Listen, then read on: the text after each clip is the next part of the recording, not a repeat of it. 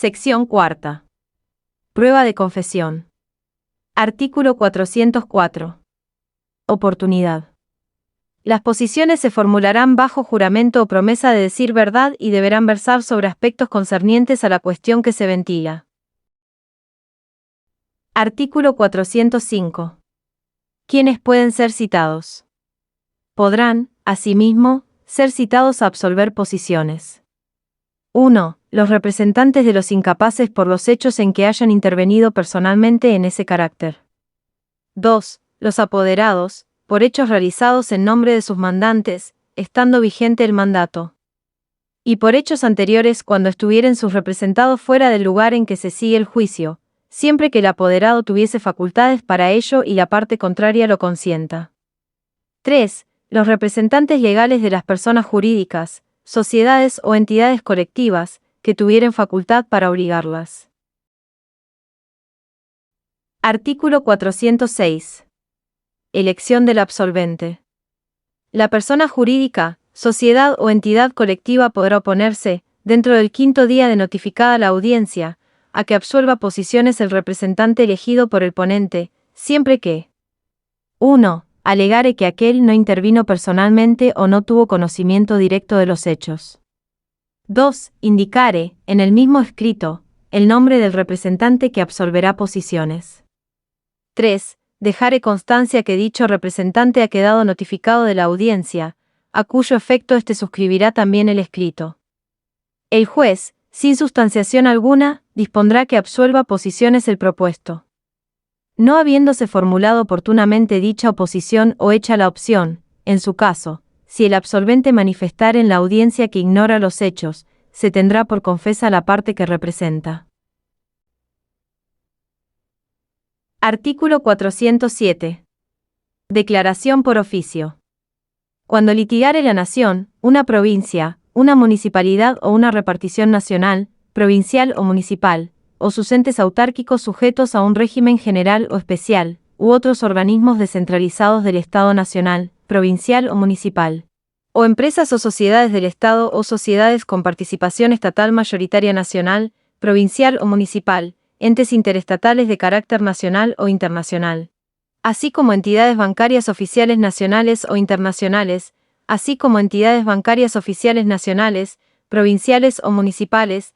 La declaración deberá requerirse por oficio al funcionario facultado por ley para la representación bajo apercibimiento de tener por cierta la versión de los hechos contenida en el pliego, si no es contestado dentro del plazo que el tribunal fije o no lo fuere en forma clara y categórica, afirmando o negando. Artículo 408. Posiciones sobre incidentes. Si antes de la contestación se promoviese algún incidente, podrán ponerse posiciones sobre los que sea objeto de aquel. Artículo 409. Forma de la citación. El que deba declarar será citado por cédula, bajo apercibimiento de que si dejare de comparecer sin justa causa será tenido por confeso en los términos del artículo 417. La cédula deberá diligenciarse con 3 días de anticipación por lo menos. En casos de urgencia debidamente justificada, ese plazo podrá ser reducido por el juez, mediante resolución que en su parte pertinente se transcribirá en la cédula.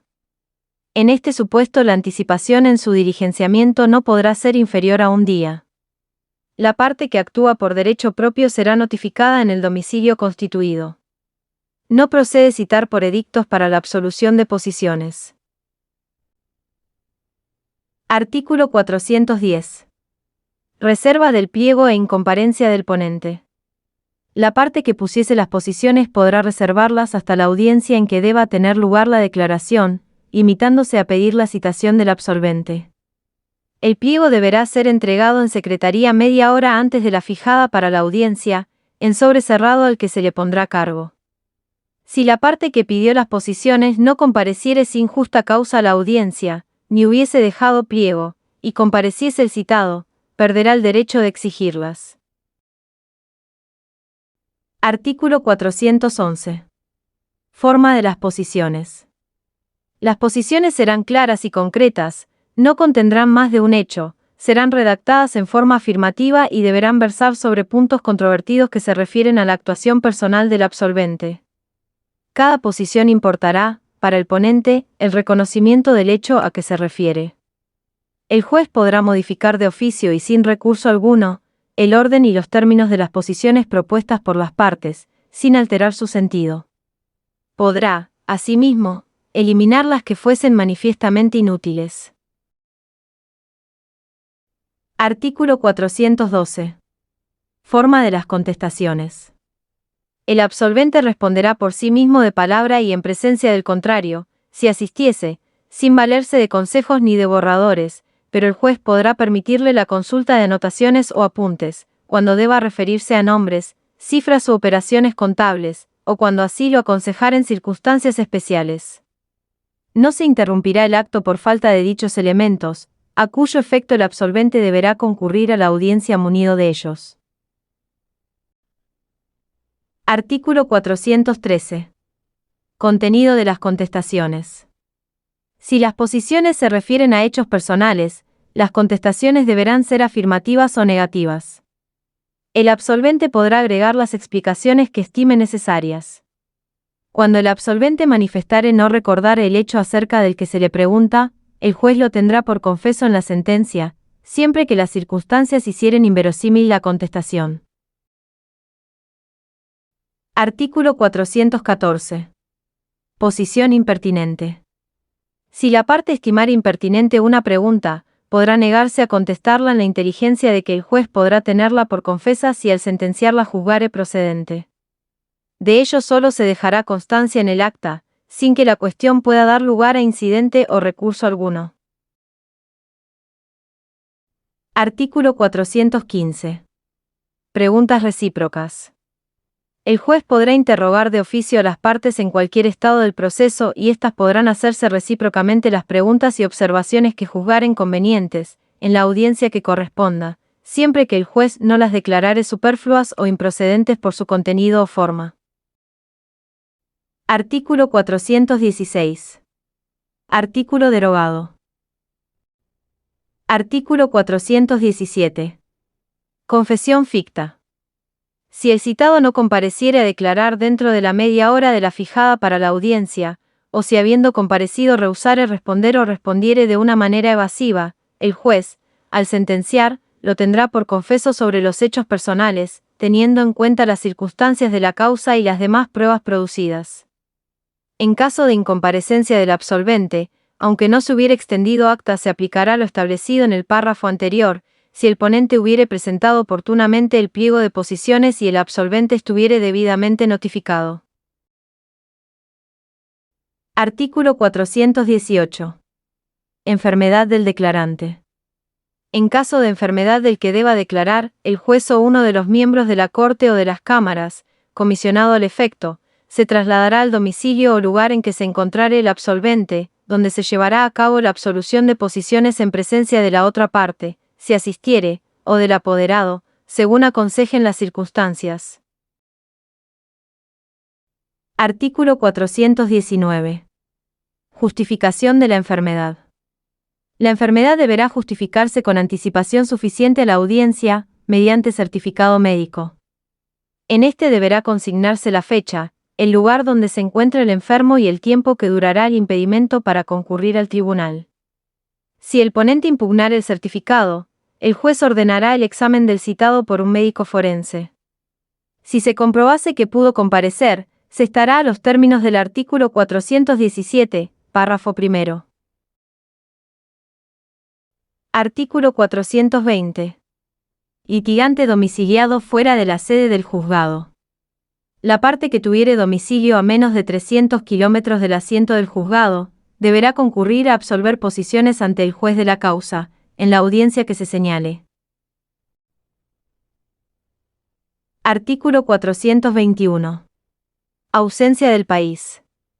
Si se hallare pendiente la absolución de posiciones, la parte que tuviere que ausentarse del país, deberá requerir al juez que anticipe la audiencia, si fuere posible.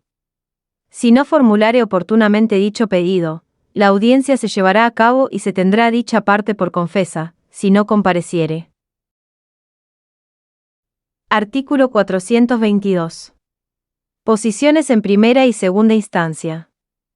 Las posiciones podrán pedirse una vez en cada instancia. En la primera, en la oportunidad establecida por el artículo 404. Y en la alzada, en el supuesto del artículo 260, inciso 4. Artículo 423. Efectos de la confesión expresa. La confesión judicial expresa constituirá plena prueba, salvo cuando 1. Dicho medio de prueba estuviera excluido por la ley respecto de los hechos que constituyen el objeto del juicio, o incidiere sobre derechos que el confesante no puede renunciar o transigir válidamente. 2. Recayere sobre hechos cuya investigación prohíba la ley. 3. Se opusiere a las constancias de instrumentos fehacientes de fecha anterior, agregados al expediente. Artículo 424. Alcance de la confesión. En caso de duda, la confesión deberá interpretarse en favor de quien la hace. La confesión es indivisible, salvo cuando 1. El confesante invocare hechos impeditivos, modificativos o extintivos, o absolutamente separables, independientes unos de otros. 2. Las circunstancias calificativas expuestas por quien confiesa fueren contrarias a una presunción legal o inverosímiles. 3. Las modalidades del caso hicieren procedente la divisibilidad. Artículo 425. Confesión extrajudicial. La confesión hecha fuera del juicio, por escrito o verbalmente, frente a la parte contraria o a quien la represente, obliga en el juicio siempre que esté acreditada por los medios de prueba establecidos por la ley. Quedará excluida la testimonial, cuando no hubiere principio de prueba por escrito. La confesión hecha fuera de juicio a un tercero, constituirá fuente de presunción simple.